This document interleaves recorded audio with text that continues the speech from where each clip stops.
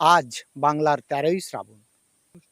এই দিনেই চলে যান সেই মানুষটি, যার জন্যই আজ আমরা বাংলা বলি, লিখি, পড়ি। রেখেছে কেন? ওরে ওটা বাটনা বাটা শিল নয়, ওটা হচ্ছে মাইলস্টোন। ইংরেজিতে মাইল মানে হচ্ছে আধকোষ, স্টোন মানে হচ্ছে পাথর। প্রত্যেক আধকোষ অন্তর এমনি করে একটা পাথর সরকারি লোকেরা পুঁতে রেখেছে, যাতে লোকেরা বুঝতে পারে যে তিনি আমাদের অতি প্রিয় পণ্ডিত ঈশ্বরচন্দ্র বিদ্যাসাগর মহাশয়। 1820 সালে 26শে সেপ্টেম্বর পশ্চিম মেদিনীপুর জেলার বীরসিংহ গ্রামে জন্ম। নারী শিক্ষা, বিধবা বিবাহ, সমাজ সংস্কার সবকিছুর একটাই নাম, তিনি হলেন ঈশ্বরচন্দ্র বিদ্যাসাগর। তিনি ছিলেন বাংলা গদ্যের জনক আর মানবতার শিক্ষক। আজকের এই দিনেই আমি জানাতে চাই একটা অসাধারণ বাংলা সিনেমার কথা।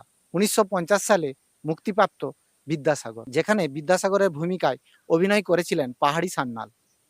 তার অভিনয় এতটাই জীবন্ত ছিল, মনে হতো বিদ্যাসাগর বুঝি নিজেই পর্দায় ফিরে এসেছে। বেশ, তবে উত্তর দিয়েই যাও। শুনুন, শুধু আমার সে অভাগিনী বাল্য সঙ্গিনী নয়, বাংলাদেশে যেখানে যে বাল বিধবা নীরবে অশ্রুবর্ষণ করছে, তারা সবাই আমার প্রেরণা। ওই যে নায়ারত্ন মশাই 70 বছর বয়সে ত্রয়োদশী ভাগটা নিয়ে নিত্য ধর্মাচরণ করছেন, তারই ঘরে আছে একটি 11 বছরের বিধবা মেয়ে। এই সিনেমাটা দেখুন আর বিদ্যাসাগরের মতো আদর্শ নিয়ে জীবন গড়ে তুলুন।